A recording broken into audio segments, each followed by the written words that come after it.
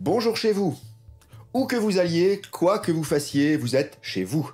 Vous créez votre réalité tout autour de vous en temps réel. Ou plutôt non, créer n'est pas le terme exact. Il vaudrait mieux dire vous matérialisez votre réalité. Voici pourquoi. La création est finie. Tout ce qui a été, est et sera existe en ce moment même, et ce depuis la nuit des temps et jusqu'à la fin des temps. Je sais, c'est un concept impossible à appréhender pour Urane, notre ego, qui lui ne peut comprendre les choses que par le truchement de ses espions, c'est-à-dire les cinq sens.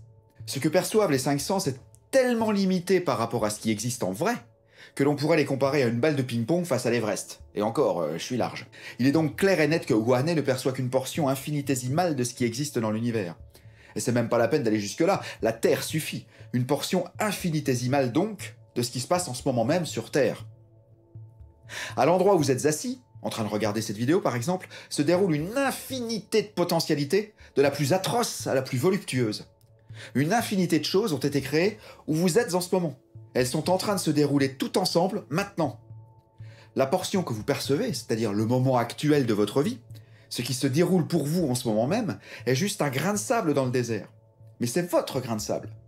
Le seul que vous connaissiez. Donc pour vous, ce grain de sable prend des proportions gigantesques, car c'est tout ce qui vous représente et vous entoure. Les potentialités dont je parle ici sont un autre mot pour dire la substance informe dont parle Wallace Wattles dans sa science de l'enrichissement, que je vous conseille vivement d'écouter ici. C'est la soupe quantique, le champ de tous les possibles, comme dirait le docteur Chopra. Votre vie comporte donc, dans ce champ, une infinité de versions en ce moment même, et c'est vous qui décidez, par le biais de votre vibration, laquelle vous allez incarner.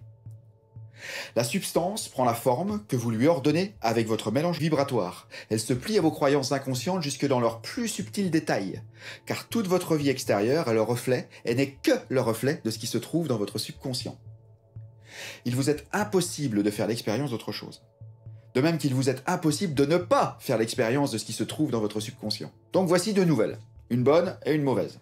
La mauvaise, si l'on peut dire, est que vous ne pouvez influer consciemment sur votre vie qu'indirectement.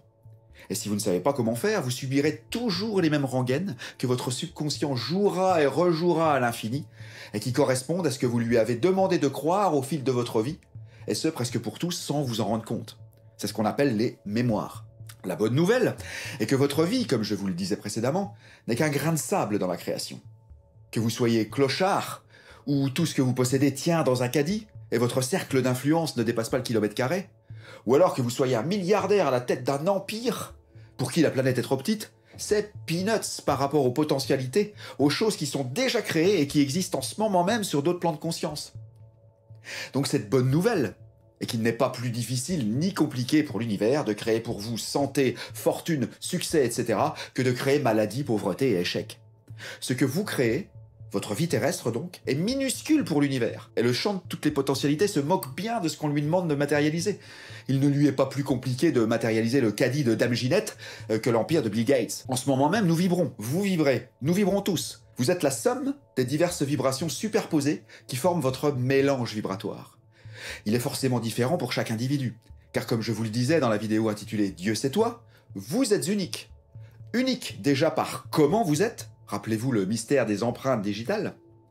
Vous êtes unique aussi par tout ce que vous avez vécu. Unique par ce à quoi vous avez pensé, etc. Ce mélange vibratoire, ces vibrations superposées, sont donc la somme de toutes les mémoires accumulées dans votre subconscient. Et ce mélange vous est propre, aucun autre n'y ressemble. Vous émettez ce mélange vibratoire inconsciemment, H24 et 7 jours sur 7. Voilà pourquoi on dit aussi que les riches s'enrichissent même en dormant. L'inverse est vrai aussi pour les pauvres. Vous émettez donc en permanence votre propre signature vibratoire sans vous en rendre compte, et la substance autour de vous prend la forme en temps réel de ce que vous émettez, et ce, dans ses moindres détails. Ce que vous percevez par vos cinq sens correspond trait pour trait à ce que vous croyez, à ce que vous tenez pour vrai inconsciemment. Vous n'avez rien à faire, c'est automatique. Je me souviens du film Antitrust avec Ryan Phillippe, où le Big Boss avait installé dans son bureau des tableaux, des œuvres d'art, mais qui étaient numériques et changeaient toutes seules en fonction de la personne qui entrait dans la pièce. Et se mettaient au diapason de ses goûts, au diapason des goûts de chacun. Des capteurs identifiaient la personne par son iris, je crois, et changeaient aussitôt les tableaux pour qu'elle se sente chez elle, dès son entrée dans la pièce. Eh bien, dans la vraie vie, c'est exactement pareil. La substance capte votre vibration et la reproduit en dur sous vos yeux pour que vous vous sentiez chez vous. C'est aussi simple que ça. Voilà entre autres pourquoi figure aussi l'expression « je t'aime » dans le mantra. car vous aimez que l'univers soit aussi proche de vous, aussi attentif, en créant minutieusement et sans relâche l'intégralité de vos croyances, pour vous et pour tous les autres hommes et femmes depuis le début de la création et jusqu'à la fin des temps. Qu'elle soit bonne ou mauvaise, cette perfection, cet amour de Dieu pour nous, ne peut être que loué, vous en conviendrez. Car on sait qu'il matérialisera toujours ce en quoi nous croyons, sans aucune erreur. C'est irritant pour ceux qui ne maîtrisent rien de leur mental, mais pour les gens comme nous qui y parvenons, c'est un blanc-seing pour une vie parfaite. Donc pour changer ce que vous voyez, entendez, sentez, goûtez et touchez, il vous suffit de changer de vibration, il vous suffit de croire à autre chose. Quand je dis croire à autre chose, je parle des croyances profondes, des mémoires qui ont colonisé votre subconscient subrepticement et qui jouent automatiquement et rejouent encore et encore, et qui rejoueront jusqu'à votre dernier souffle si vous ne faites rien, si vous ne nettoyez pas. Et c'est pour ça qu'il sert à rien de fuir non plus, d'aller voir si l'herbe est plus verte ailleurs. Vous allez attirer à peu de choses près les mêmes choses que vous restiez à Roubaix ou que vous fouilliez sous les tropiques. Les gens, les choses vous ennuieront de la même manière où que vous irez, car vous trimballez votre mélange vibratoire avec vous partout. Il faut agir où vous êtes en ce moment même, en nettoyant par exemple. Et là, les nouvelles choses viendront à vous toutes seules. Et si vous rêvez de déménager par exemple, l'opportunité se présentera d'elle-même. Vous n'aurez pas à aller la chercher, juste la saisir au passage, et tout se passera comme sur des roulettes. Pour vous faciliter la vie, je vous encourage à regarder ce film, Antitrust, et de considérer votre vie comme les tableaux du Big Boss, ce que j'appelle chez vous. Quand on prend cette analogie, on se rend compte que c'est d'une simplicité enfantine en fait. Comment tout ça se déroule techniquement est extrêmement complexe, d'ailleurs elle dépasse l'entendement humain. Mais la méthode, quant à elle, est d'une simplicité déconcertante. Les mystiques qui ont écrit la Bible l'avaient bien compris, eux. Car ce dont je vous parle ici est l'essence même de ce qui est codifié dans chaque chapitre de ce superbe livre. Sauf que moi, je n'emploie aucune métaphore, j'expose clairement les faits pour qu'ils soient compris par tous.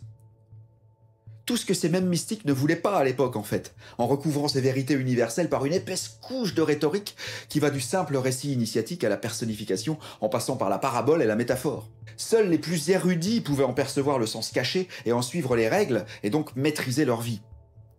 Pendant que l'immense majorité des ouailles l'a prise pour une succession de drames historiques avec de vrais personnages à vénérer, en s'entretuant en leur nom sans appliquer un seul de ces enseignements.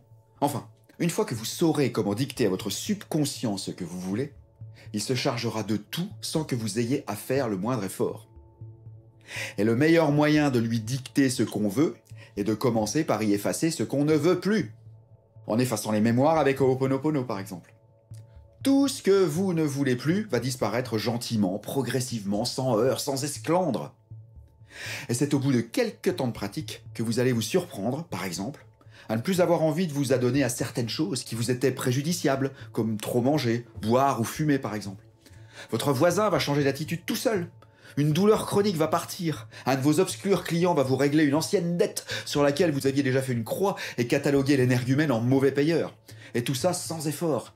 C'est la soudaine prise de conscience de la disparition d'anciens troubles qui va vous surprendre et non plus la confrontation récurrente à ce qui vous dérangeait comme c'était le cas auparavant. Ça me fait penser au film, et ouais, je suis cinéphile, hein, ça c'est ma drogue. Le film 2 est avec Michel Blanc, Grosse Fatigue, où le citadin endurci qu'il incarne ne supporte pas la campagne et sa tranquillité, et il dit à Carole Bouquet qu'il met des boules tièses pour pas être dérangé par le silence. C'est exactement ce qui va vous arriver. Tous vos mots, petits ou grands, vont disparaître tout seuls, très doucement. Tellement doucement que vous ne vous en rendrez pas compte pendant le processus, et c'est quand ils auront complètement disparu que vous constaterez avec joie que le vrai changement passe par les tréfonds de votre conscience. Vous ne pourrez changer le monde qu'en vous changeant d'abord vous-même. Quand je parle de monde, il commence avec votre corps physique. Un truc que j'ai remarqué aussi est que les mêmes choses qui vous dérangeaient ne vous perturberont plus autant, voire plus du tout par rapport à avant, quand vous n'aviez pas encore conscience de votre responsabilité dans tout ce que vous vivez. En effet, vous savez maintenant que les ennuis ne viennent plus de l'extérieur, mais de l'intérieur de vous. Vous avez donc le pouvoir absolu de les changer, même si vous n'y êtes pas encore parvenu. Vous contemplerez ces choses en sachant exactement ce qu'elles sont. Une projection de vous-même. Vous pourrez même en sourire ou en dodeliner, un peu comme on rirait des pitreries d'un enfant. Comme toute nouvelle idée, il faut du temps pour l'intégrer dans son psychisme, et comme toute nouvelle technique, il faut du temps pour la maîtriser. Donc vous énervant ou vous déprimant moins pour les mêmes problèmes, vous en réduirez automatiquement leur intensité, et comme vous nettoyez en même temps, vous l'attaquez sur deux fronts. Et avec l'habitude, cette pratique sera tellement habituelle que vous vous purifierez graduellement de tout problème, vous irez vers l'état zéro. Donc, c'était une vidéo pour éclairer un peu plus le mécanisme de la création divine, ou humaine, Ce qui est à peu près la même chose, car rappelle-toi l'ami, Dieu, c'est toi. Je viens de te le prouver une fois de plus. À vous donc de regarder comment c'est chez vous, quelle toile vous avez au mur, et si elles ne vous plaisent pas ou plus, améliorez vos croyances et les dites toiles changeront automatiquement. Pour ce faire, une vidéo pratique avec un exercice facile à exécuter vous sera bientôt livrée sur ma chaîne. Pour être sûr d'être averti, abonnez-vous donc et cliquez sur la petite cloche. Même chose pour les pouces par le haut, les commentaires, posez-moi toutes les questions ici et partagez, partagez. Plus on sera de gens à comprendre que notre vie n'est rien d'autre qu'une salle de cinéma où se joue le film dont on est soi-même scénariste, réalisateur, producteur et acteur, plus le film de chacun ressemblera au jardin d'Éden. Car alors vous aurez devant vous toutes les ficelles sur lesquelles tirer pour faire de votre vie celle dont vous rêvez. Allez, sur ce, bonjour chez vous!